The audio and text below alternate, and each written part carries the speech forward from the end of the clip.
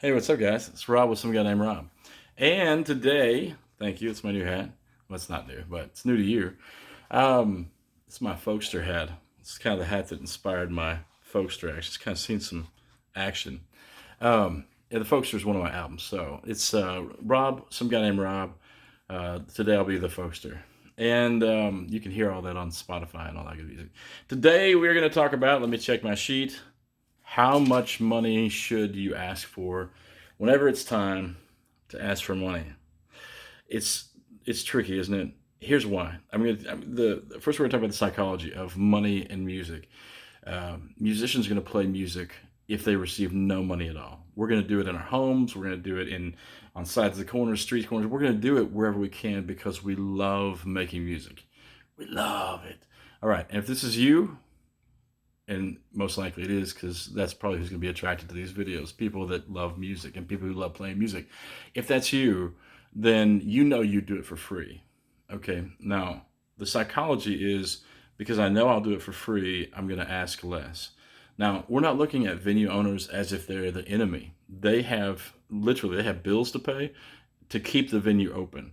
So when booking venues, we have to respect that they are negotiating in their favor and you have to negotiate in your favor. Some things, some venues are set and they're not going to budge. You're going to say, listen, we need $1,000 to play there, and they're like, we only pay 500. Well, depending on your negotiation skills and how much leeway they honestly have, then you need to say, or they might say, listen, you've proven with your past track record that you can bring people in. So let's say we're going to give you 650, and if it's good, we'll give you 1,000 next time. Now this is tricky because you don't know if there's going to be a next time, and a lot of people will do this. Let's start with a little bit smaller numbers. Let's say you want to play. You're a singer songwriter. You want to play a coffee shop. All right, coffee shops don't make a lot of money. I mean, think about it. $5 a coffee. Now that is a lot of money for coffee. Don't be wrong, but depending on how much business they have or how much business they don't have, they're not making a lot of money. So back in the day, I would play coffee shops for $25, $50, and of course, free food. Always negotiate food and drink for yourself because I think the very least a place can do is pay you. And sometimes that's the very least a place will do. They will pay you in food, coffee, drinks, whatever. Now, if you're just starting off, I don't blame you for taking that deal. I don't blame you at all because I was just starting off and I just want to get out in front of people. I was playing for free all the time.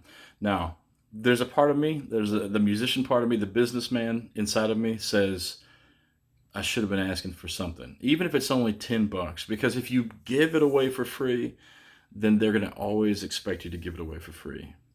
Okay, that's a life lesson. If what you do has value, if it adds value to their business, it is okay for you to ask for what's fair. Now, what's fair at a coffee shop? Um, the last coffee shop I played, I think I played, it was a big coffee shop, and I played for $150.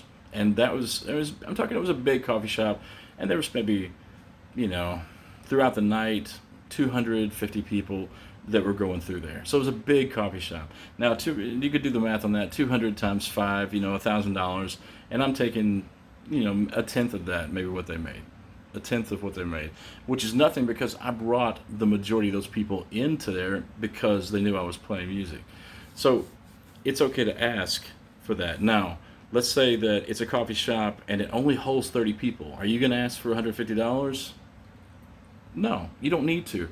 What you do need to do is make sure that you are asking the appropriate amount for what you're doing. Now, where's that appropriate amount? Everything is different. Are you a one piece? Are you a two piece? Are you a three piece? A four piece? Full band? Five, six, seven?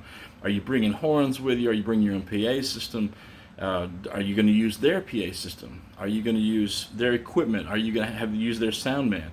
Is there somebody at the door taking money? If there is somebody at the door, do you trust that somebody at the door, or can you put your own person at the door taking money? Because a lot of times people will let other people in and be like, "Oh, don't worry, come on in," and sometimes they'll just go ahead and take the money and be like, "Here's half the door money, and here's half in my pocket, and here's half for the band."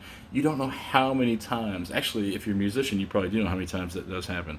That's not to say that doormen are bad. You guys, that's all I'm saying. I'm just saying that sometimes the temptation is a little too much, and it's easier just to say, yeah, well, we had to let some people in because they didn't, it was getting kind of dull in here, and they didn't pay.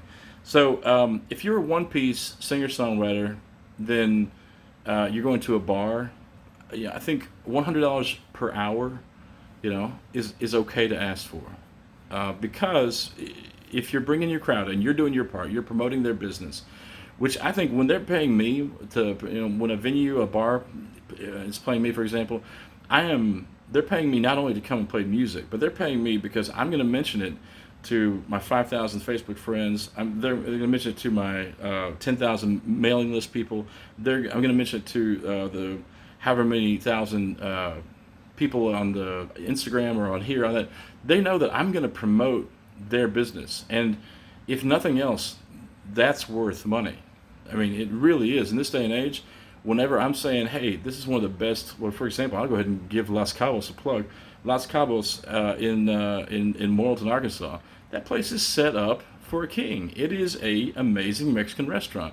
And they know when they pay me money to come and play their place, I'm not only going to promote their food, their product, their place, but I'm also going to ask them if they have any specials, any drinks, anything like that they want me to be sure and say, hey, we're having this, we're doing this. So if you guys want to make sure and come tonight because it's special. And you get the 10% off the Robb special. Okay, so what else? Let's say you're a band. Now, depending on where you are, and some people maybe you're scoffing right now. You're like $100 an hour for a solo performer. There's no way. Well, there is a way. And as a matter of fact, $200 per hour is not bad. $500 per hour is not bad for a solo performer. It depends on where you are in that market. And we'll talk about marketability. That's coming. All that stuff is coming. Be patient with me. But trust me, it's coming. Um, I'm mesmerized by my hat right now. Wing, wing. Okay. So, what are we talking about? We're talking about not marketability. That's coming. But we're talking about. I gotta go back on track. Ta-da! How much did I ask for? Let's say a full band. A full band. If it's a private party and they've contacted you, feel free to ask for a generous amount. Ask for 2,000, or ask them, hey, what's your budget? What's your budget for this party? That's actually the best way to ask them, because if they come at you and you're like, you were thinking like $100, which is way too low, and they're like, well, we only have $1,000 to spend on music, and you're like, okay, I'll make it work, right? Let them start the bidding. Now, if they start the bidding at $200, and for a full band you need 500, at least 500, give everybody $100 in the band, that you've got to negotiate that. So don't be afraid to ask. Don't be afraid to say, yeah, I really need 500 so I can pay my band members. Now, offer them something else. Say, if you don't want me to bring saxophone uh, and trombone with me, I can cut it down and I can do it for the price that you asked me to do. But it's about negotiating. It's about them understanding that music is worth, especially live music, is worth payment. All right. Now, here's a little what if. What if you're not good? I'm just being straight up. What if you're not good yet? What if you don't deserve to be paid $100 per hour, $200 per hour, $500 an hour? What if your band sucks? Okay, now we're on a different thing. This so much of this is full-time professional musician. This is me. You've got to go forward in your business, and you've got to say, I'm going to be the very best in my niche, wherever that is. Whatever your market is, you're going to be the very top of your market. If you're going to be a singer-songwriter, you'd be the very best, the most entertaining, the funniest, or the most serious, the most pensive, whatever it's going to be. You need to have something to really offer. And if you don't have that yet, you've got to have it.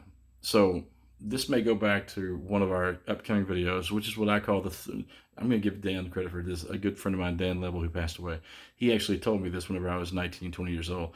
The 3-step process for finding out how to make a living, finding out what your career is going to be. That's coming up, but I don't want to spoil it right now. I'll tell you, maybe we'll do that next. what I want to do, it's already at 10 minutes, so I'm going to get going. But if you want to know more about this specifically, put it in the comments. Say, well, give me an example. Like, I've got 4 people and we're playing a coffee shop. What should I ask for? Or we've got 10 people in our band and we're doing a private party. What should I ask for? Because every one of these things is so specific to where you are, what the market is. Ask other bands what they're getting paid. I mean, if you know them well enough to do that. And that way you're not undercutting each other. If a band's getting paid $2,000 and you come in and you're like, I'll do it for $50, well, then what you're really doing, you may get the $50 gig, but you just undercut the market. And now next time that band's like, what's $2,000? They're like, no, because this guy will do it for $50. You see, you devaluate the market. And that's the thing I really want to stress. Don't undercut people. If it's $2,000, I mean, if you want to undercome it, 1900, that's fine, but don't undercut people by $1,000, because what you're really doing is you're cutting your own throat there, and that's no way to do business. You got to do business in a way that's going to bless everybody else that's coming along in your field. Okay, that's it. I went too long. Apologies. If you guys have more to say, be sure and hit subscribe, ring the bell, so you find out when I'm coming on. I'm Rob with Some Guy Named Rob. Check out my music, and if you like what I'm doing, Patreon is a great way to support me. I appreciate that. Every time someone becomes a Patreon patron, then like an angel gets his wings or something. All right, later.